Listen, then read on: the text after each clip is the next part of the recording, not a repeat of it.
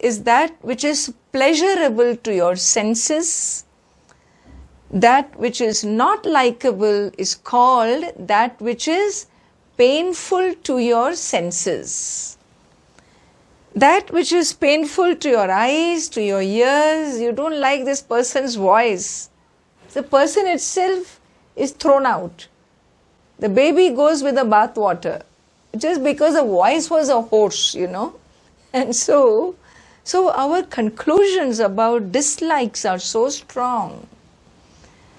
And so here, the Bhagavad Gita, 3rd chapter, elaborates on this. This is the obstacle to Karma Yoga, your likes and dislikes. Indriyasyendriyasyarthe Raga Dvesha Vyavasthitau Tayor Navashamagachet Tauhyasya Paripanthinau. In the 3rd chapter, the 34th verse, Lord Krishna clearly shows us that likes and dislikes, Raga Dvesha Vyavasthitau. So here he says, Vashamna Agachet, don't come under the spell of likes and dislikes. Don't judge people with your prejudices. Tayoho Vashamna Agachet. Please study that portion in detail. Learn to be free from judgments of people. Why? Because likes and dislikes are endless. They keep changing also. There is no stability in likes and dislikes. Today I like a sweet, tomorrow I may not like. It is unending. Likes and dislikes remain unfulfilled, They don't have any completion. And no matter how many you fulfill, you always are frustrated. Because it's not enough, right? Because it's not enough. And therefore, giving into likes and dislikes, allowing likes and dislikes to control my life is really, you will find yourself running in this world as a headless chicken, because likes and dislikes of the 5 senses is endless and very, very frustrating to go about fulfilling them. So therefore, what should I do? I need to look at it. Is it conducive to my growth? Is it in keeping with Dharma? You may like one gulab jamun, one sweet, okay? But then if you can't live without a sweet, means you are addicted to a sweet. So likes and dislikes are not necessarily conducive to my growth. They can create addictions. So to be ever alert, Lord Krishna says, Tayoho Vasham. Vasham means don't come under them. Don't let them grab you. Don't let them talk to you. Don't empower them such that you become their slave, And so what should I do? Be alert. Be intellectually honest. Have intellectual honesty in acknowledging them, understanding your own weaknesses, and being alert to restraining yourself.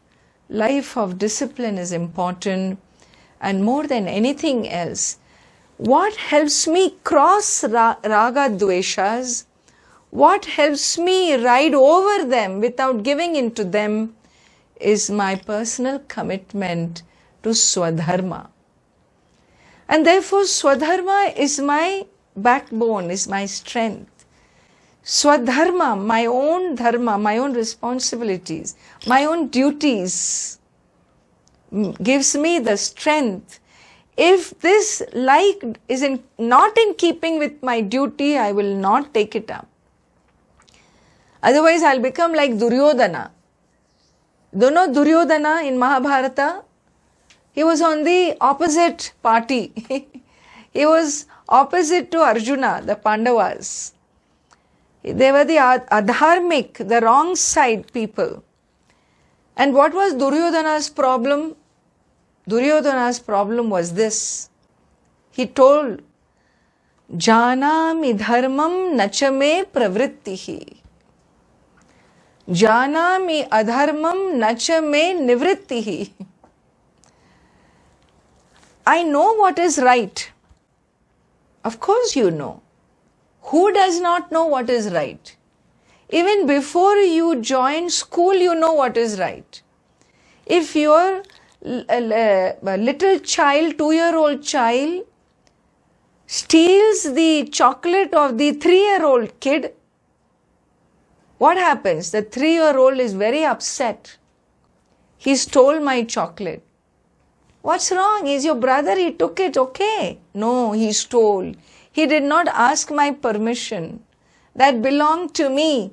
This is wrong. This is adharma. Maybe the kids cannot articulate it is adharma, but they feel adharma. They feel dharma. Dharma is something every human heart intuits. We educate ourselves later on about it, but the intuitions belong to every human heart. My guru had a lovely way of saying this, you know. He used to say, if the thief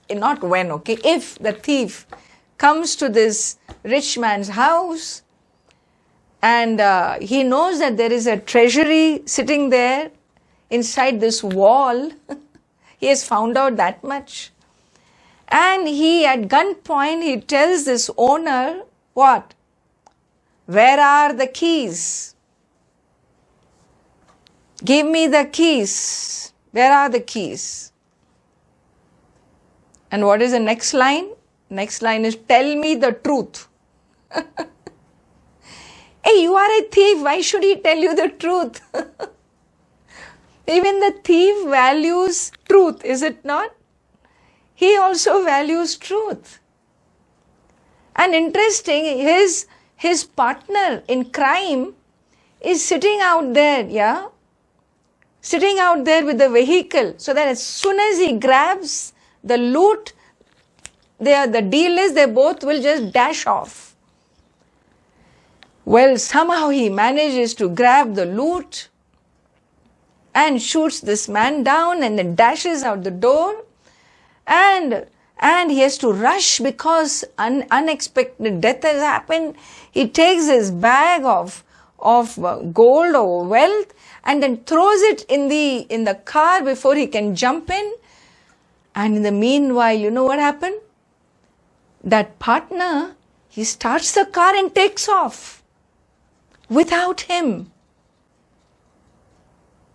Do you think this guy is going to spare him? No way. Why not? How could he cheat me? We had a deal in honesty. He did not keep up his word. Hey, you are looters. This wealth doesn't belong to you. But whether he is a thief or otherwise, for himself there is always dharma that should win. Dharma, righteous behavior, is known intuitively to all of us. This is instinctual. If it's animal, we say instinctual. If it's human, we say intuitive. But it is our baseline.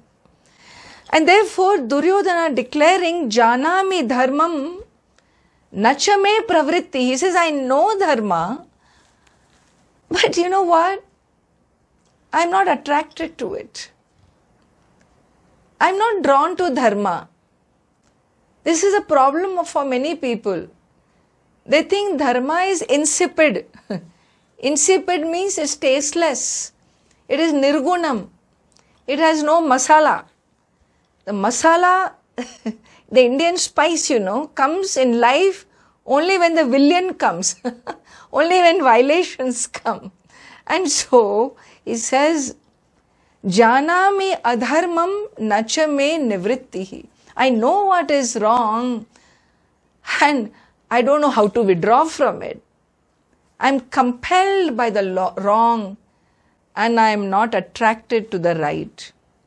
And this is the problem. This is called Asura Shakti. This is called the demonic tendencies within us that put us in this position. And so, what is it we need to do? Where is this coming from? It comes from indulging or catering to ragas and dveshas. When we cater in our life to likes and dislikes, from young age, if we are not taught to discriminate between right and wrong and take up the lifestyle of the right and avoid the wrong, if this is not taught to us from young years, if a kid is left free to go by what you like, do, what you don't like, is not about likes and dislikes. It's about education in right and wrong. Education in what brings peace and harmony within and around you, and what brings disturbances within and around you. And therefore, it's a switchover from a Raga Dvesha based living to a Dharma based living. That is adulthood. Moving from childhood to adulthood is about making Dharma predominant and not Raga Dvesha predominant. So please think through this matter.